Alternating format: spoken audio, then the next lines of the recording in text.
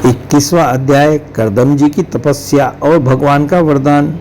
विदुर जी ने पूछा, भगवान स्वयंभु मनु का वंश बड़ा आदरणीय माना गया है। उसमें मैथुन धर्म के द्वारा प्रजा की वृद्धि हुई थी। अब आप मुझे उसी की कथा सुनाइए। ब्राह्मण, आपने कहा था कि स्वयंभु मनु के पुत्र प्रियव्रत और उत्तानपाद ने सातों दीपों वाली पृथ्वी का धर्मपूर्वक पालन किया था तथा उनकी पुत्री जो देवहूति नाम से विख्यात थी, करदम प्रजापति को ब्याही गई थी। देवहूति योग के लक्षण यम आदि से संपन्न थी। उससे महायोगी करदम जी ने कितनी संतानें उत्पन्न की, वह सब प्रसंग आप मुझे सुनाइए। मुझे उसके सुनने की बड़ी इच्छा है।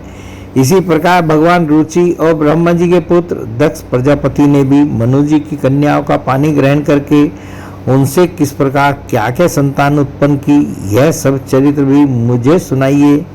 मैत्रेय जी ने कहा, विदुर जी, जब ब्रह्मा जी ने भगवान करदम को आज्ञा दी कि तुम संतान की उत्पत्ति करो, तो उन्होंने 10,000 वर्षों तक सरस्वती नदी के तीर पर तपस्या की। वे एकाग्र चित्त से प्रेम पूर्वक पूजनोपचार द्वारा शरणागत वरदायक श्री हरि की आराधना करने लगे। तब सतयुग के आरंभ से में कमल नयन भगवान श्री हरि ने उनकी तपस्या से प्रसन्न होकर उन्हें अपने शब्द ब्रह्म में स्वरूप से मूर्तिमान होकर दर्शन दिए। भगवान की वह भव्य मूर्ति सूर्य के समान तेजोमयी थी। वे गले में श्वेत कमल और कुमुद के फूलों की माला धारण किए हुए थे। मुख कमल नीली और चिकनी अलकावली से सुशोभित था। वे निर्मल वस्त्र धारण किए हुए थे। सिर पर झिलमिलाता हुआ स्वर्ण में मुकुट, कानों में जगमगाते हुए कुंडल और कर कमलों में शंख चक्र गदा आदि आयुध विराजमान थे। उनके एक हाथ में क्रीड़ा के लिए श्वेत कमल सुशोभित था। प्रभु की मधुर मुस्कान भरी चितवन चित्त को चुराए लेती थी। उनके चरण कमल गरुड़ जी के कंधों पर विराजमान थे तथा वक्षस्थल में श्री लक्ष्मी जी और कंठ में कौस्तुभ मणि सुशोभित थी। प्रभु की इस आकाश स्थित मनोहर मूर्ति का दर्शन करके करदम जी को बड़ा हर्ष हुआ, मानो उनकी सभी कामनाएं पूर्ण हो गई। उन्होंने सानंद हृदय से पृथ्वी पर सिर टेककर भगवान को साष्टांग प्रणाम किया और फिर प्रेम प्रवण चित्त से हाथ जोड़कर सुमधुर वाणी से वे उनकी स्तुति करने लगी। करदम जी ने कहा, स्तुति करने योग्य परमेश्वर, आप संपूर्ण सद्गुण के आधार हैं। योगी जन उत्तरोत्तर शुभ योनियों में जन्म लेकर अंत में योगस्थ होने पर आपके दर्शनों की इच्छा करते हैं। आज आपका वही दर्शन पाकर हम में नेत्रों का फल मिल गया। आपके चरण कमल भव सागर से पार जाने के लिए जहाज हैं। आपके चरण कमल भव सागर से पार जाने के लिए जहाज हैं। जिनकी बुद्धि आपकी माया से मारी गई है, वे ही उन तुच्छ क्षणिक विषय सुखों के लिए जो नरक में भी मिल सकते हैं, उन चरणों का आश्रय लेते हैं। किंतु स्वामिन, आप तो उन्हें वे विषय भोग भी दे देते हैं। प्रभु, आप कल्पवृक्ष हैं। आपके चरण समस्त मनोरथों को पूर्ण करने वाले हैं।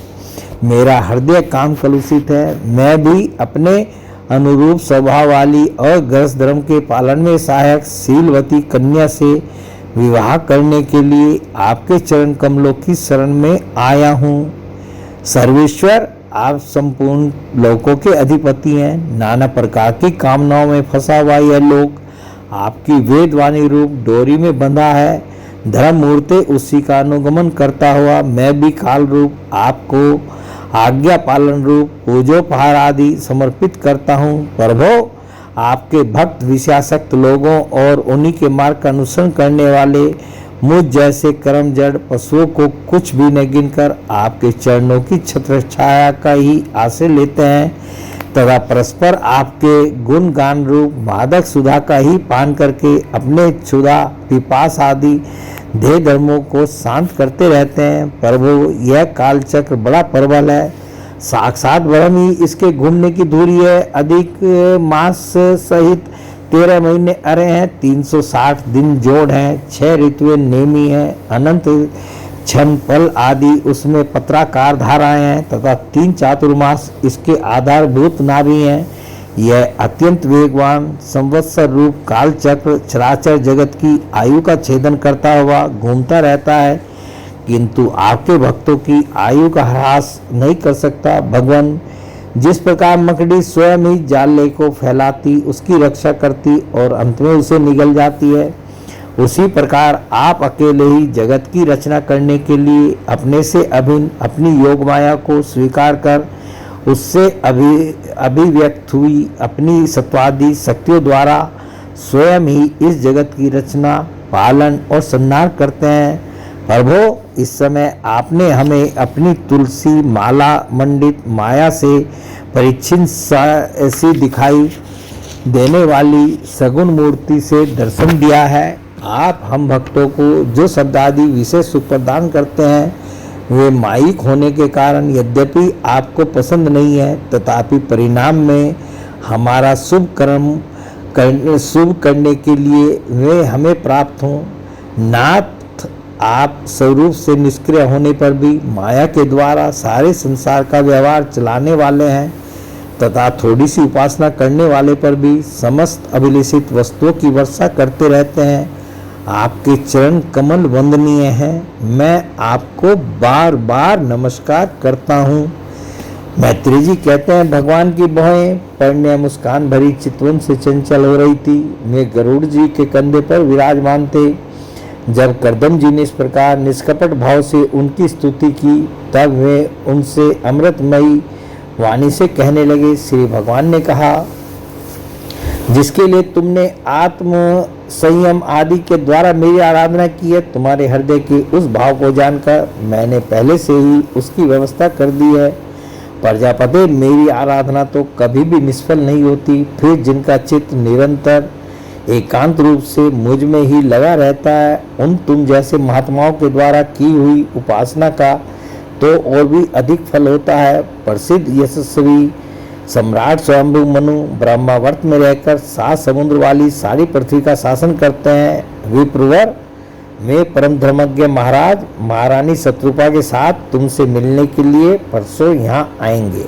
उनकी एक रूप यौवनशील और गुणों से संपन्न श्यामलोचना कन्या इस समय विवाह के योग्य है। प्रजापते, तुम सर्वथा उसके योग्य हो, इसलिए मैं तुम्ही को वह कन्या अर्पण करेंगे। ब्राह्मण, गत अनेकों वर्षों से तुम्हारा चित्त जैसी भार्या के लिए समाहित रहा है, अब शीघ्र ही वह राजकन्या तुम्हारी वैसी ही पत्नी होकर यथेष्ट सेवा करेगी।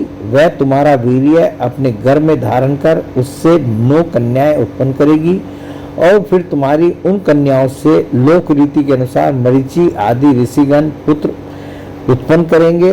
तुम भी मेरी आज्ञा का अच्छी तरह पालन करने से शुद्ध चित्त हो, फिर अपने सब कर्मों का फल मुझे अर्पण कर मुझको ही प्राप्त होगे। जीवों पर दया करते हुए तुम आत्मज्ञान प्राप्त करोगे और फिर सबको अभय दान दे अपने सहित संपूर्ण जगत को मुझ में और मुझको अपने में स्थित देखोगे। महामुने, मैं भी अपने अंश कला रूप से तुम्हारे वीर्य द्वारा तुम्हारी पत्नी देवहूति के गर्भ में अवतीर्ण होकर सांख्य शास्त्र की रचना करूंगा।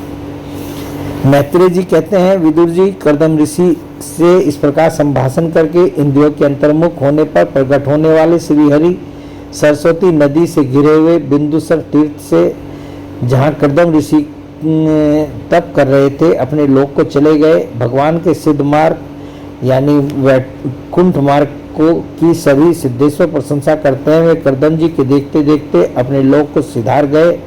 उस समय गरुड़ जी के पक्षों से जो शाम की आधारभूता ऋषाएं निकल रही थी, उन्हें वे सुनते जाते थे।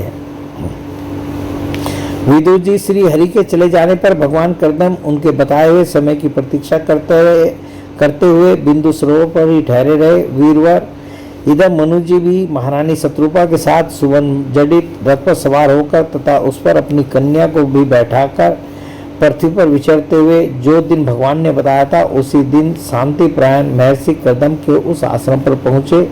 सरस्वती के जल से भरा हुआ यह बिंदु सरोवर वह स्थान है जहाँ अपने शरणागत भक्त कर्दम के प्रति उत्पन्न हुई अत्यंत करुणा के वशीभूत हुए भगवान के नेत्रों से आंसुओं की बूंदें गिरी थी। यह तीर्थ बड़ा पवित्र है, इसका जल कल्याण में और अमृत के समान मधुर है तथा महर्षिगण सदा इसका सेवन करते हैं। उस समय बिंदु सरोवर पवित्र वृक्ष लताओं से घिरा हुआ था, जिनमें तरह तरह की बोली बोलने वाले पवित्र मृग और पक्षी रहते थे। वह स्थान सभी ऋतुओं के फल और फूलों से संपन्न था और सुंदर वन श्रेणी भी उसकी शोभा बढ़ाती थी। वहाँ झुंड के झुंड मतवाले पक्षी चहक रहे थे, मतवाले भौरे मंडरा रहे थे, उन्मत्त मयूर अपने पीछ फैला फैलाकर नट की भांति नृत्य कर रहे थे और मतवाले कोकिल कू कू करके मानो एक दूसरे को बुला रहे थे। वह आश्रम कदम, चंपक, अशोक, करंज, बकुल, असन, कुंद, मंदार, कुडज और नए नए आम के वृक्षों से अलंकृत था। वहाँ जलकाक, बत्तख और आदि जल पर तैरने वाले पक्षी, हंस, कुर्र, जलमुर्ग, सारस, चकवा और चकोर मधुर स्वर से कलरव कर रहे थे। हरिण, सुअर, सियाही, नीलगाय, हाथी, लंगूर, सिंह, वानर, नेवले और कस्तूरी मृग आदि पशुओं से भी वह आश्रम घिरा हुआ था। आदिराज महाराज मनु ने उस उत्तम तीर्थ में कन्या के सहित पहुंचकर देखा कि मुनिवर कर्दम अग्निहोत्र से निवृत्त होकर बैठे हुए हैं। बहुत दिनों तक उग्र तपस्या करने के कारण वे शरीर से बड़े तेजस्वी दिख पड़ते थे तथा भगवान के स्नेहपूर्ण चितवन के दर्शन और उनके उच्चारण किए हुए कर्णामृत रूप सुमधुर वचनों को सुनने से इतने दिनों तक तपस्या करने पर भी वे विशेष दुर्बल नहीं जान पड़ते थे। उनका शरीर लंबा था, नेत्र कमल दल के समान विशाल और मनोहर थे, सिर पर जटाएं सुशोभित थी और कमर में चीर वस्त्र थे। वे निकट से देखने पर बिना शान पर चढ़ी हुई महामूल्य मणि के समान मलिन जान पड़ते थे। महाराज स्वयंभू मनु को अपनी कुटी में आकर प्रणाम करते देख उन्होंने उन्हें आशीर्वाद से प्रसन्न किया और यथोचित आतिथ्य की रीति से उनका स्वागत सत्कार किया। जब मनु जी उनकी पूजा ग्रहण कर सवचित से आसन पर बैठ गए तब मुनिवर कर्दम ने भगवान की आज्ञा का स्मरण कर उन्हें मधुर वाणी से प्रसन्न करते हुए इस प्रकार कहा, देव, आप भगवान विष्णु की पालन शक्ति रूप हैं, इसलिए आपका घूमना फिरना निसंदेह सज्जनों की रक्षा और दुष्टों के संहार के लिए ही होता है। आप साक्षात विशुद्ध विष्णु स्वरूप हैं तथा भिन्न भिन्न कार्यों के लिए सूर्य, चंद्र, अग्नि, इंद्र, वायु, यम, धर्म और वरुण आदि रूप धारण करते हैं। आपको नमस्कार है। आप मणियों से जड़े हुए जयदायक रथ पर सवार हो अपने प्रचंड धनुष की टंकार करते हुए उस रथ की गड़गड़ाहट से ही पापियों को भयभीत कर देते हैं और अपनी सेना के चरणों से रोंदे हुए भूमंडल को कपाते अपनी उस विशाल सेना को साथ लेकर पृथ्वी पर सूर्य के समान विचरते हैं। यदि आप ऐसा न करें तो चोर डाकू भगवान की बनाई हुई वर्णाश्रम धर्म की मर्यादा का तत्काल नष्ट कर दें तथा विषय लोलुप निरंकुश मानवों द्वारा सर्वत्र अधर्म फैल जाए। यदि आप संसार की ओर से निश्चिंत हो जाए तो यह लोक दुराचारियों के पंजे में पड़कर नष्ट हो जाए। तो भी वीरवर, मैं आपसे पूछता हूँ कि इस समय यहाँ आपका आगमन किस प्रयोजन से हुआ है? मेरे लिए जो आज्ञा होगी उसे मैं निष्कपट भाव से सहर्ष स्वीकार करूँगा। बोले भगवान श्री कृष्ण की जय।